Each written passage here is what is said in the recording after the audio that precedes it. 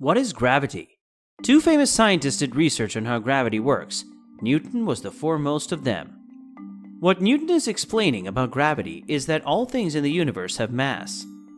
There will always be an attraction between two objects, or every mass attracts every other mass. The gravitational force of an object also varies according to its mass.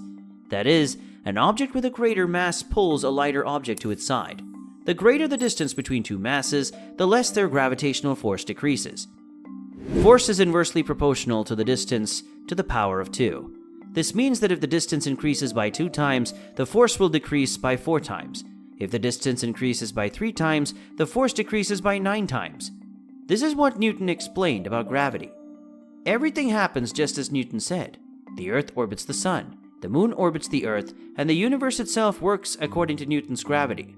If the Sun's gravity is so strong, why didn't the Earth smash into it? Distance and angular momentum are relevant factors in this context. Well, everything's all right.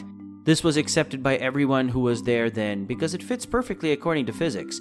But here comes the biggest confusion. The distance between the Sun and the Earth is about 150 million kilometers. Will there be a force for such a distance? For example, if I kick a ball, there is contact between me and the ball. So there is physical contact that makes the ball move. But what lies between the Sun and the Earth is the greatest distance. That being the case, scientists are gradually confused about what the kind of force that causes binding between such objects. And this is where Einstein joins. According to him, gravity is not a force, but it doesn't make sense. Why does it happen if there is no gravity? What's making it happen then? Which mysterious thing causes it? But his explanation for it, though not understood by anyone at the time, was understood a few years later. And it was that discovery that elevated him to an important scientist in the world. So, what was his discovery? Let's see how that works.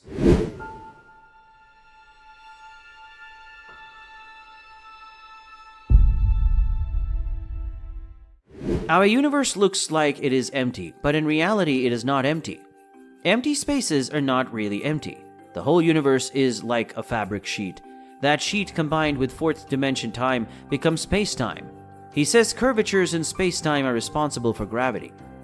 Let's take a fabric mat for example, and make a fat man sit in the middle of it, and make a skinny man sit on the edge of the mat. Now we will see that the mat bends inside where the fat man is, so the skinny man is automatically pulled towards the fat man. The fat man does not exert any force, and even if he doesn't touch him, the skinny man is drawn towards him. Similarly, gravity occurs for everything in the universe. As the Sun bends space-time, the Earth is attracted towards it. It is not a force. As space bends, it has an impact on the objects on the curve. The mass tells space-time how to curve. Space-time tells the mass how to move. Now it's easy to explain how Einstein came to realize this. He found out the truth through thought experiments. Then the mathematical equations were also confirmed. He's sitting in his office one day when he sees a man cleaning the windows of a building close by.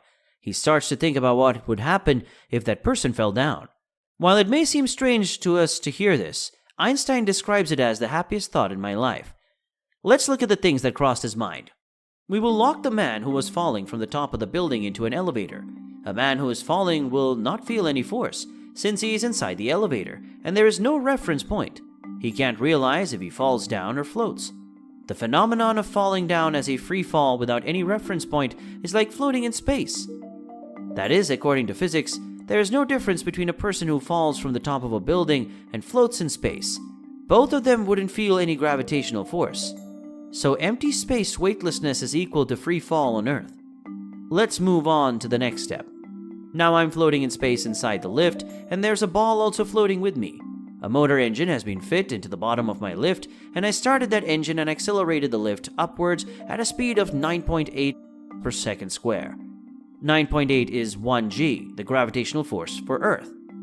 Now what happens when I accelerate at this speed is that the ball floating with me will fall down on the lift floor, and I will also be pushed towards the bottom of the lift. I feel the same amount of gravity on Earth as I feel inside the lift that is accelerating at a speed of 9.8 meters per second square in space.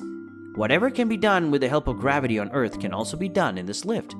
I don't feel any difference, whether in space or on Earth.